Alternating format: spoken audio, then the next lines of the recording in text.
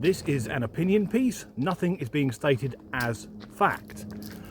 I draw attention to my disclaimer at the start of this video that states that nothing I say should be taken seriously. I'm exercising my right to freedom of expression under Article 10 of the 1998 Human Rights Act. At the time of recording, Britain has no blasphemy laws.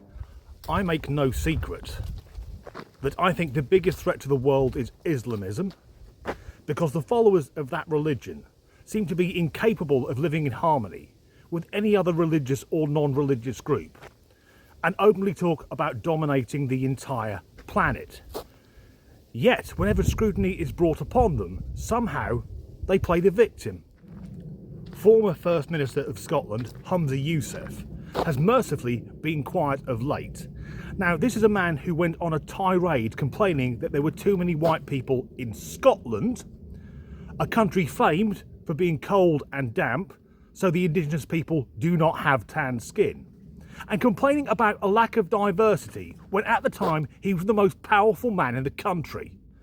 Now, sadly, he's back, doing his usual race baiting and shit stirring, and as a high profile member of the Religion of Peace in the UK, he's even better at playing the victim card. Far-right extremism is out of control in the UK. Last weekend, a gathering in Suffolk, one of the biggest Muslim events in Britain, was shut down early because counter-terror police believed there was a credible threat to those attending. 12 people have now been arrested under the Terrorism Act 2000. And while of course the legal process must be allowed to run its course, just listen to the words of the Home Secretary. She said that police action, and I quote, undoubtedly saved lives. Saved lives at a prayer gathering in Britain in 2026. The story behind this is apparently there was a credible threat to an Islamic festival which would take place down in the south of England for around 15,000 people. The thing is, this festival is known to have links to Islamic extremism. And because Britain is so bloody tolerant, this is the only country in the world that hasn't banned it. What's up, Humza? Don't you like it when the sandal's on the other foot? Oh, far-right extremism is out of control. Is it fuckers like? This is one as yet unconfirmed possible attempted terrorist attack on that particular community. I think it speaks volumes that because of all the violence that have come from that one demographic, there are now a few members, if it's true, of the indigenous population who are resorting to terrorist tactics. If you go to any major European town or city, you'll notice in certain areas there will be massive concrete bollards or blocks, which are colloquially known as diversity barriers. Now, they weren't there 20 fucking years ago. They only started getting installed when Muslim terrorists started ramming vehicles into crowds full of people. We never used to have the division in society until Muslims started praying in the street in an open show of force and demanding we change our way of life to fit in with theirs. And British high streets used to be quite nice, whereas now they are littered with vape shops and Turkish barbers that we all know are fronts for criminality. And Mr. Yousaf is known for doing his famous white speech, where he lost his mind in the Scottish Parliament and said things like, Chief Constable, white, Prisons Minister, white, and just listed all the major jobs done by white people. Yes, because it's Scotland, it's not a fucking Netflix drama. So I'm going to do my own version. Paris attack, Muslim. Shoe bomber, Muslim. Beltway snipers, Muslim. Underwear bomber, Muslim. Westminster attack, Muslim. Bali bombings, Muslim. London Bridge attack, Muslim.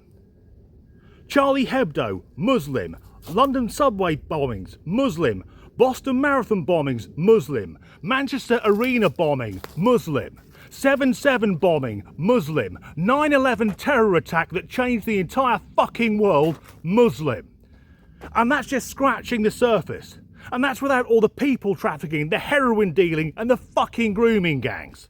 Yet in the UK, successive governments have given preferential treatment to the inbred cousin fuckers, claiming there's too much Islamophobia. Well, here's an idea. If that demographic wants to cut down on Islamophobia, obey the law and stop fucking killing everyone. The far right isn't out of control, people have just had enough. But as we'll see here, again, they just play the victim. Can Muslims be friends with Jews? The question should be, can Zios be friends with humanity? Can they just stop killing indiscriminately? Can they stop their apartheid? Muslims and Jews as communities lived together for centuries with compassion and justice. In some cases, it was the Muslims who saved Jews from oppression and from genocide, like the Spanish Inquisition. And the Prophet, peace be upon him, dealt with Jews in compassion and justice. He had neighbors who were Jews. He visited the Jews. He ate with them. He had dealings with them. There was no issues. The issues only came when some of the Jewish tribes broke their treaty with the Prophet, peace be upon him. And the Quran doesn't say not to be friends, it says not to be awliya. Awliya are guardian political alliances, kind of like the Abrahamic Accords, where you are selling out your brothers and sisters and you're doing it just for power and for money. That's what is not. Stop killing indiscriminately. When's the last time you heard of a Jewish terrorist? A news report that David Goldstein had walked into a mosque on Oy vey and blew himself up. Of course, what the arsehole's referring to is, of course, Israel, the Zionists, and here's just a thought. Maybe the Israelis wouldn't be killing Islamic terrorists and, sadly, some civilians who are collateral damage if the surrounding Islamic State didn't keep firing fucking missiles at Israel. And the Prophet Muhammad, he lived in peace, did he? That man started countless wars. Killing was pretty much his thing. He was a mass murderer, a slave trader, an adulterer, a rapist and a kiddie fiddler. I suspect, by modern standards, he would be seen as a paranoid schizophrenic. He was also illiterate, so how the fucking hell did he influence the Quran? And as for this genocide that's going on in Gaza, well, the Palestinians being killed are mostly being killed by Hamas. Fucking hell, Dan, keep it light. And again, I do not condone this alleged terrorist plot against 15,000 Muslims. But a gathering of 15,000 Muslims, they need what, 50 or 60 cars to turn up? But the British people are waking up. A bit like the Israelis, but the difference is that we know that in this country, our government and our police will not protect us. If I got jumped by two Muslim guys, well, it wouldn't be much of an issue because Muslims are either morbidly obese or about 6.5 stone. So, pat, pat, down you go, boys. Then the police would go, oh my God, a white guy with tattoos and a shaved head, he must be a racist. But the British people don't feel safe in their own country. And I've checked this. Sales to the indigenous population of bows and crossbows are at an all-time high. The Brits are tooling up. These events, these activities, this unity must grow and continue and take over not just parts of Birmingham, but the whole of Birmingham, the whole of the West Midlands, the whole of the UK. So that's a Muslim MP openly calling for Muslims to take over the entire United Kingdom, and they're now doing it worldwide. They don't give a shit. They're being open. When your enemy is telling you his plan, react to it. But here in the UK, you can tell if you're in a predominantly Islamic area because it'll be an absolute fucking shithole. There'll be litter everywhere, and again, just the vape shops, which are money laundering and drug dealing. And the thing is, when people come to the UK from Islamic countries, they're always so incredibly ungrateful. Coming here is just a mental torture. There is a prison.